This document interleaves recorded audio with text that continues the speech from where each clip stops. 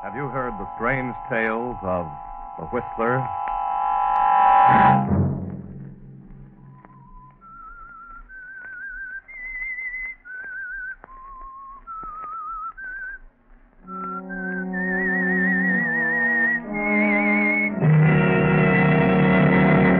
I'm the Whistler. I know who you are. I know all about you and what you've done. You're trying to run away, but I'm going with you. Saturday night, and CBS presents The Whistler.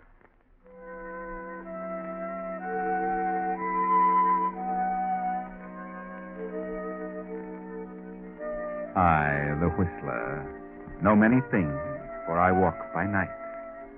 I know many strange tales, many secrets hidden in the hearts of men and women who have stepped into the shadows. And so I tell you tonight the story of the killers.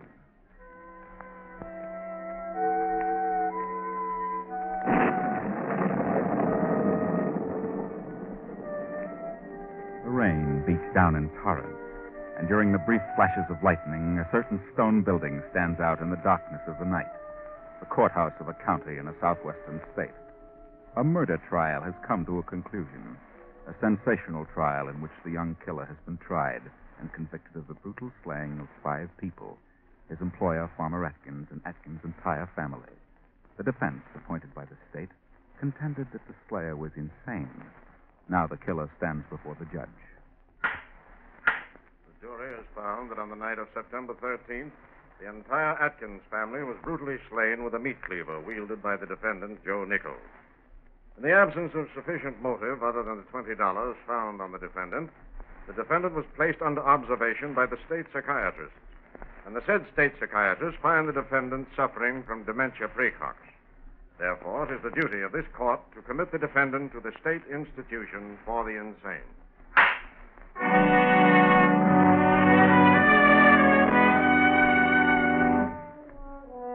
And so, Joe Nichols was taken to the state asylum, there to be placed under observation and treatment. Now let us travel south in the same state to a certain farm, a farm belonging to the widow Agatha Mayberry. There's no connection whatever between Agatha Mayberry and the insane killer Joe Nichols, but let us go to the farm anyway. Agatha's husband died 3 years ago and left her with a rather large farm. At first she managed things very well, but then came the war, and hands became scarcer and scarcer. Then Agatha's sister Ellen came to live with her, and Ellen's daughter, a lazy girl named Della.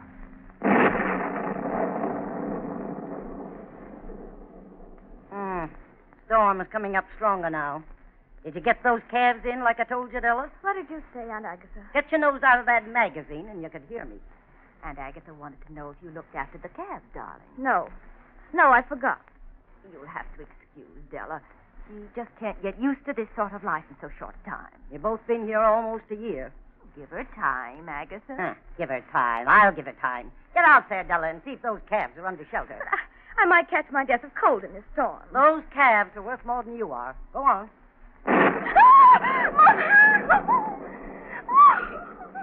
She's frightened to death of lightning, Agatha. I don't think she's frightened of anything. Why don't you hire a man to do these things? Wish I could. Men are scarce these days, all in the army. Oh, poor baby. Poor baby. You stay here. I'll go and see to the calves. You'll do no such thing, Ellen. Stay here and take care of your baby. And I'll attend to the calves. Well, she'll be all right just as soon as the storm's over. Yeah? Well, you've got to do something around here, Della. At least you can wash the dishes. But I dried them yesterday. Don't hurt your beautiful hands. Anyway, I've got to do something around here under these conditions. You need a man. You need a farmhand. Yes, but I can't get one. So the only thing I can do is to get rid of some of this land. Sell it to someone who can handle it. Well, Mr. Dalton made you an offer for part of it, Agatha. He offered to buy some. Yes, I know. And he can handle it. Has a couple of sons.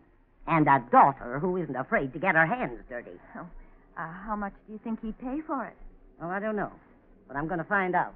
Agatha, where are you going? I'm going to see Mr. Dalton, my neighbor. If I can make a deal, I'll make it tonight. But it's storming, Aunt Agatha. I've been in storms before. I'll drive over there and be back in an hour. I'm not a sissy. Go on to bed, Della, and pull the covers over your head.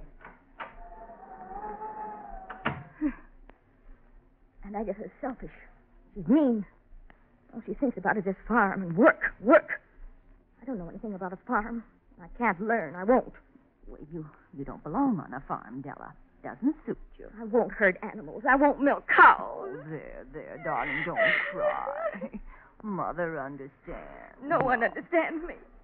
I won't be a slave. And Agatha's trying to make a slave of me.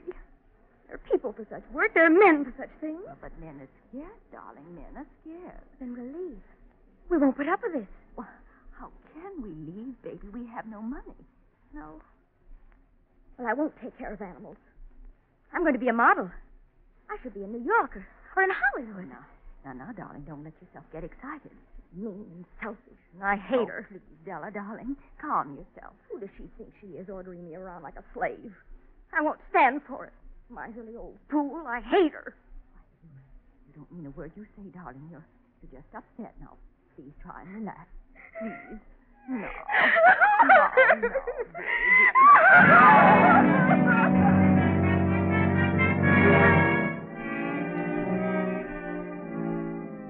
While Della, poor little Della, sobs and sobs in a fit of hysteria, and Agatha drives on through the raging storm, and 10 minutes later pulls to a stop in front of her nearest neighbor's house, the house of Farmer Dalton.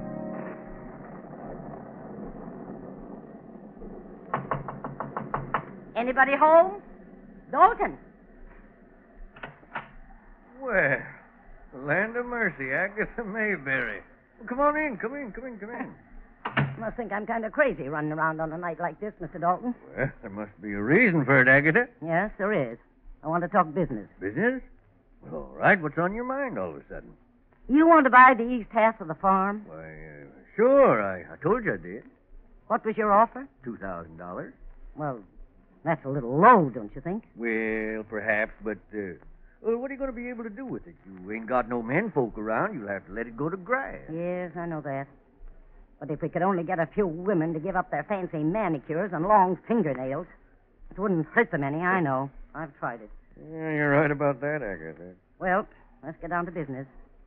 You'll give me $2,000 for the east half of my land? Yeah, that's right. Well, the deal. Good. Shake.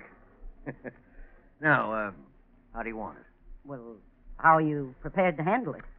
Well, I'll tell you, I collected $1,000 cash from Henry Jacobs late this afternoon. It was too late to put in the bank, so I'll just give you that cash and a note for 12 months on the balance. All right, fair enough. Make out the note. All right. I, John Dalton, in consideration, in the sum of $1,000. Well, there you are, Agatha. I see.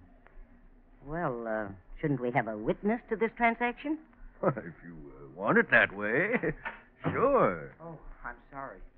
I just wanted to thank you, Mr. Dalton. That was a swell supper. Oh, come in here a minute. I want you to do something. Sure, anything to say, Mr. Dalton?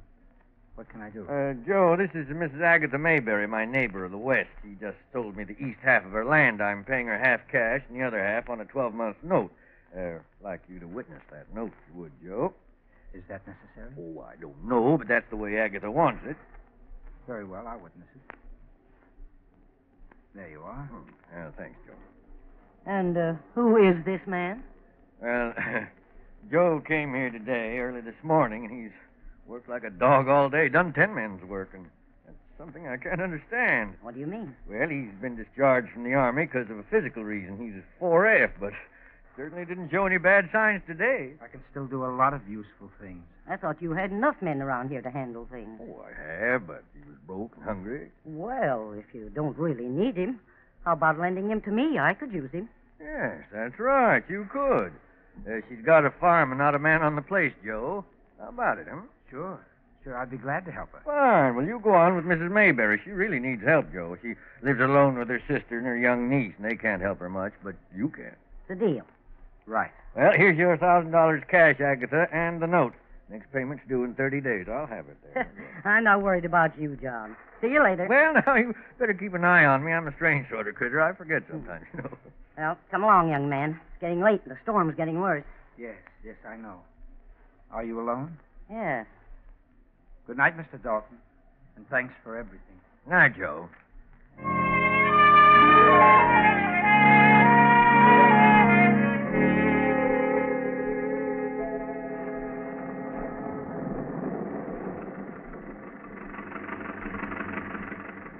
What'd you say your name was? I didn't say. But my name's Joe. Oh, I see. Ever do any farm work, Joe? Yes, I've done a little here and there. You're sure welcome. Why did you sell half of your farm? Because I couldn't take care of it. You sold it short, didn't you? Yep, $2,000. And it's really worth $4,000. He gave me $1,000 cash and this note for the balance. Aren't you worried about carrying $1,000 in cash? No, why should I be worried? Oh, I don't know, but it's kind of risky. Is it? Aren't you afraid of me? No, I'm not afraid of anyone. No? Well, that's good. How long you been out of the Army? 3 days over 4 months. I was wounded in Bataan. But I can do lots of things, even if I am discharged. Well, I'm glad to have you. Glad to have anyone who can do anything. It's a dark road, isn't it? Yep, no one could drive on it if they didn't know it. Any crossroads? Nope, none. How much farther is your place? About 2 miles. Oh, that far, huh? It's a big farm. Well, what do you think of that? Must have got wet after all. Yeah, that's what it sounds like. Oh, I hope it keeps going. I'd hate to have to walk the rest of the way in this storm. Such mud. Yeah, that wouldn't be good, would it? Maybe you better stop and let me have a look under the hood. All right. Shall I turn off the motor? No, not yet.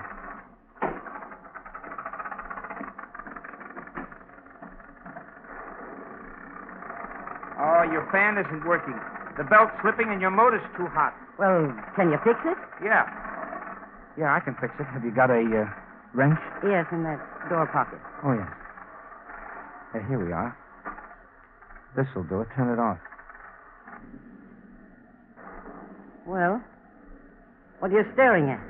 Oh, I was just thinking what a brave woman you are to be riding around alone on a night like this with $1,000 in cash.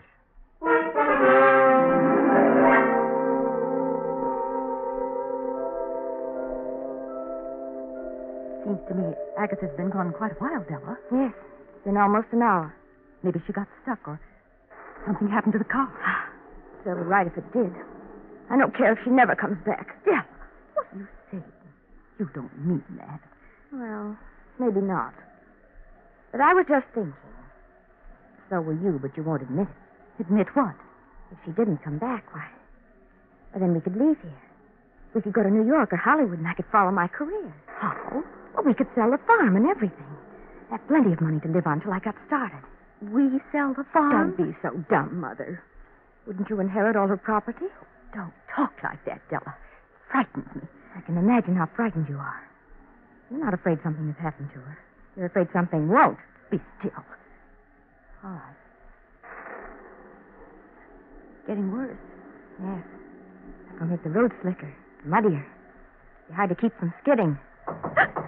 Della, don't open it. Who's there? It's all right. Open the door. Good news, maybe, Mother. What is it? Oh, gee, it's mighty wet out here. Are you Mrs. Mayberry's niece? Yes? What happened? Well, she had a little trouble and... Where is she? Is she all right? I'm her sister. No, don't close the door. She'll be along in a moment. Is she... How did it happen? Well, the fan belt slipped and the motor got hot, and then when she started down that steep hill, the car started to slide, and she went into a tree at the bottom. I see. Where is she now? Well, I got in the garage all right. Not hurt much. Front axle bent a little. Agatha! What? She's all right. Yeah, but I certainly had a time with that car. Well, what do you mean, all right? Of course I'm all right. But we thought... Make some tea, Ellen. I'm frozen stiff. Who's this man? Oh, this is Joe. Joe, this is my niece Della, and this is her mother, my sister Ellen. We've met. We're going to have a man around here. Joe's the new hand. Maybe we'll get something done around here for a change. Did you make the deal with Mr. Dalton? Sure. He paid me $1,000 down in cash. Balance monthly. Joe here was witness to the deal. Witness? Yes, I happened to be at the Dalton's place. I worked there today. Your aunt said she needed a hand, so here I am. You're going to stay here? Of course. Well, how nice. Your aunt's a very brave woman to take a chance riding with a stranger and $1,000 cash around her neck. Oh, I'm not afraid. I'm a pretty good judge of people. Well, since you aren't going to make that tea, Ellen, I'll do it myself. Sit down, Ellen, before you fall down. Turn on the radio, Della. I want to hear the news in a little bit.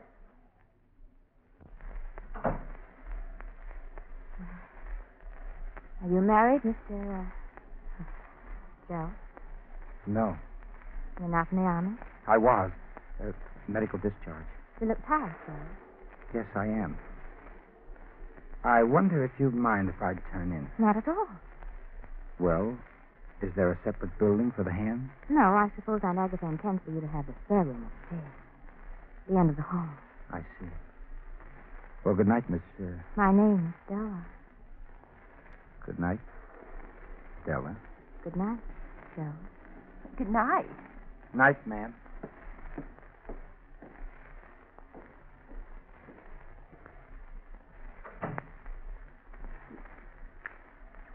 He's a bit odd, isn't he? I like him. He's not bad looking either. Murder of a farmer and his entire family with a meat cleaver. He was later found to be insane and sentenced to the insane asylum. He escaped last night and is believed to be heading south. This man is dangerous, regardless of his seeming sanity, and authorities are to be notified of any man answering his description. He is 5 feet 9, dark brown hair, blue eyes, and his name is Joe Nichols. He was last seen... Della. Della. It's him. And his name is Joe. Yes, Della. His name is Joe. Upstairs in that spare room is Joe, a mad killer. That frightens you, doesn't it? You and your mother and your aunt, 3 women alone in a house with a madman. And the man knows about the $1,000. What are you going to do, Della? What are we going to do, Della? What'll we do? Quiet, Mother. I'll tell Agatha. Agatha should know. Come back here. Be quiet. Agatha should be warned. Maybe she'll know what to do. No, not a word to Aunt Agatha. It would only frighten her. Well, then call the police. Call somebody. We can't. The phone isn't working. It's gone dead. Gone dead. Della, what do you mean? What I said. I tried it earlier this evening. Well, when? I don't remember. You be still. Now go upstairs and go to bed. Go upstairs. What? No, Della, I can't. We've got to tell Agatha. Go to bed. But what if he should... Della, he knows about that money. Might kill us all for sleep. There's a gun in this table drawer. I can see both your room and Aunt Agatha's from this chair by the door. I'll stay here in the dark until morning. Understand? Yes, but... Go on upstairs before Agatha sees you. Go on.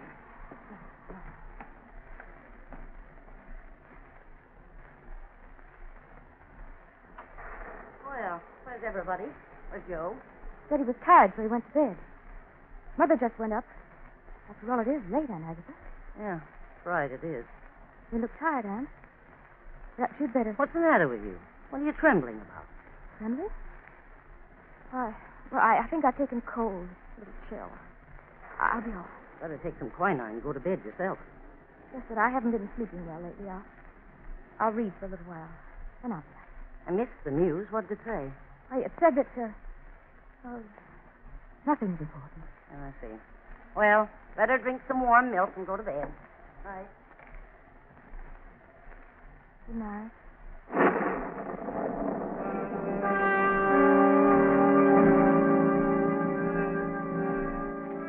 Why didn't you tell her, Della?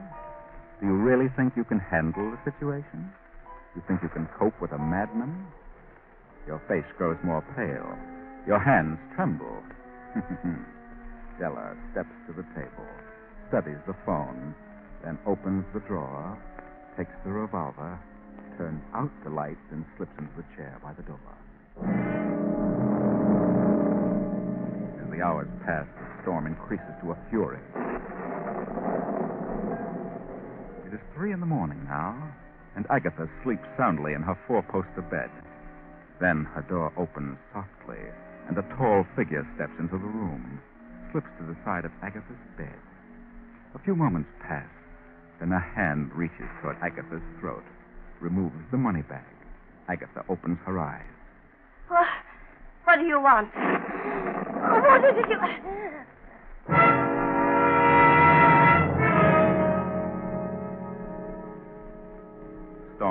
its peak. A few minutes later, it has passed over, leaving only the fall of a light rain. Suddenly, Della stirs in the chair beside the door. A figure is slowly, stealthily coming down the stairs. Reaches the bottom and starts to cross the room toward Della. She waits breathlessly, then snaps on the light.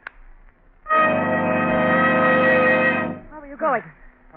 Why, I was, What are you doing down here? Where were you going? Well, the storm woke me up, and I got a little hungry. I thought I'd have a look in the kitchen. You were headed the wrong way, Joe. Huh? The kitchen is over there. Oh, yeah. Yes, sure. I guess I got turned around in the dark. I don't think you were confused, Joe. What do you mean? You had no intention of spending the night here. And you weren't planning to start work in the morning. Of course I was. I know who you are, Joe. I know all about you. What? How do you know? Radio. There was a warning on a description. They said you were in Mississippi. And what are you going to do? Phone the police? No. Phone is dead. Yes? I'm not afraid of you. I understand you're kind, Joe. What do you mean by that? I don't condemn you. I sympathize with You do? you. Yes. If they know I'm in the vicinity, then I've got to get out of here. You've got a little money. Haven't you, Joe? Yes? Then I'm going with you. What? You're going...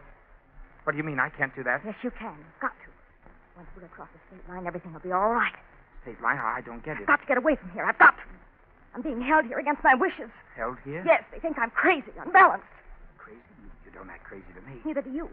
But they've got some reason for keeping me here, and I can't stand it any longer. I've left before, but I haven't got a cent, and they watch me like a hawk. Here are the keys to the car. I don't need a car. I can hide out better on foot. I don't want anybody with me, especially a girl. And besides, I don't intend to cross the state line. But you're taking me with you. Nothing doing. I'm getting out now while it's dark. Wait a minute. What? Shoot if I have to open that door and go to the garage. Now go on. Remember, you're a fugitive. If I shoot you, they'll think nothing of it. Straight ahead to the garage.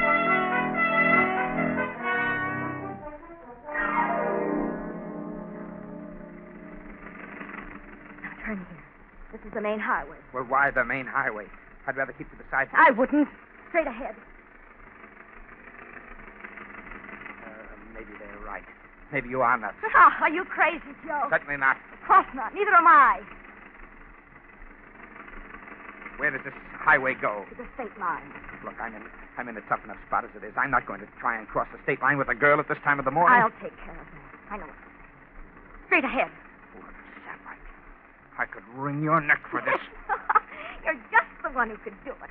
I've got one chance in 1,000 of getting over that line. We'll make it all right. We'll make it. And keep both hands on that wheel.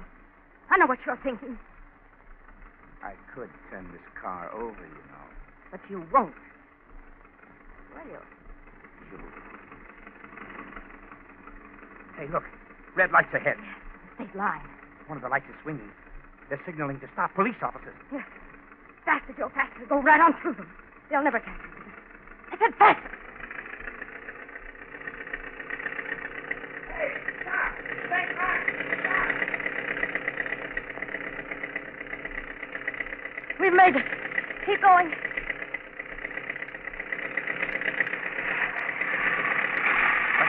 Hey! I don't know. I think we've broken a piston rod. This old crate can't take such a beating. Oh. Look back. Here they come. Now I am stuck. Don't move, Joe. Stay right where you are. You little sap. Don't you move or I'll shoot. Put up your hands, buddy. What have you been drinking? All right. What's the idea of running over the state line like that? Didn't you see the lights? Well, you see, I Maybe he's colorblind, Tom. Thought they were green. He seems to be sober, all right. Let's see your driver's license. haven't got one. See your draft card. I haven't got one. That is, with me. Well, you hear that, Frank? Who are you? Hey, Tom, look, slumped down in the seat. The girl. Throw your light on her. Look at her face, all bloody. Open the door. She's been bashed in the mouth. Wait a minute. Is this your gun, buddy? No. What's this little pouch on the seat? I don't know. Look, Tom, look at the bills. Look at the wad of money. Hey, sister. Are you all right? It's all right, sister. We're state police. Police? What happened to you? It's him. Who? Who was this man? He came to our farm last night. He robbed my aunt and made me come with him. He kidnapped me. She's crazy. She's a nut. When we crossed the line, I tried to scream, and he hit me. You don't know who he is? No. No, his name is Joe. I think he's the lunatic who escaped from the asylum yesterday. She's crazy, I tell you. Get out of that car, buddy. You'll come into headquarters.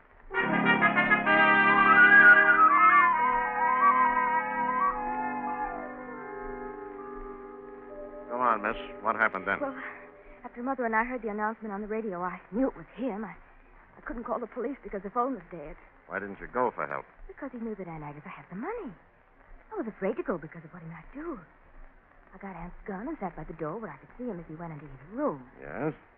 But I must have fallen asleep because I waked up just in time to see him coming down the stairs and start for the outer door. I turned on the light, and he said he was looking for the kitchen. It was then you realized that while you'd been asleep that he'd gone into your aunt's room, killed her, and taken the money? Yes. If I hadn't fallen asleep, I might have prevented it. I could have shot him. Officer, you know this woman's crazy, don't you? Crazy? Yes. Yes, she told me so herself. She said she was being kept a prisoner by her aunt and her mother because they knew she was unbalanced. Yeah. Well, maybe you're right, Joe. Maybe she is crazy. What? What do you mean by that? She's crazy. Yeah. Crazy like a fox. He's lying. I never said I was crazy. When Joe came to the farm and you realized he was the escaped killer from the asylum, you decided to take advantage of his being there and kill your aunt so your mother would inherit the estate. How can you say such a thing? That's horrible. You knew Joe would try to make a getaway when you told him about the broadcast. You had the money and the gun. You forced him to take you across the state line. You knew we'd chase you and catch you. You dropped the money bag in the seat, and when we caught up to you, you hit yourself in the mouth with the gun butt. I didn't. Ah, yes, you did. We know all about it. It was you who went into your aunt's room, took the money, and hit her on the head. How can you say that? Because your aunt saw you standing over her bed. She called headquarters an hour ago. She what? Yeah. You didn't hit her hard enough, Della. And you lied about that phone. It was never out of order. She isn't dead. Oh. But this is ridiculous. Why would I do such a thing? Here's an escaped lunatic. A mad killer. Why should I be accused of such a thing? Della, Joe Nichols was captured a half hour after the broadcast. This man isn't Joe Nichols. He's Joe Davis, a deserter from Camp Higsby. But I think he's ready to go back and face the music. Oh, believe me, Lieutenant, I thought I couldn't stand it there any longer. So I ran away. But after all this, well, just take me back to camp. It'll be like paradise. Well, there you are. A strange story that might very well have ended disastrously for Joe if Della hadn't slipped up on two things: the telephone and the failure to learn if Aunt Agatha was really dead. Even though Joe has not escaped as an escaped lunatic, he might very easily have been charged with murder had it not been for the over-anxiety of the vicious-minded Della. Della wasn't crazy. She was just a selfish little fool with no thought for anyone or anything except her own individual existence. There are a lot of you like that. Think it over.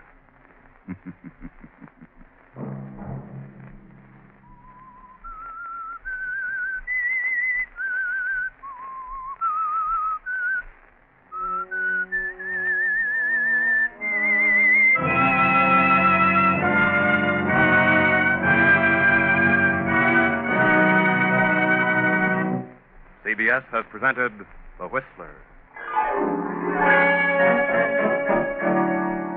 Original music for this production was composed and conducted by Wilbur Hatch. The Whistler is written and directed by J. Donald Wilson and originates from Columbia Square in Hollywood. Next week, same time. I, the Whistler, will return to tell you another unusual tale. Good night. This is the Columbia Broadcasting System.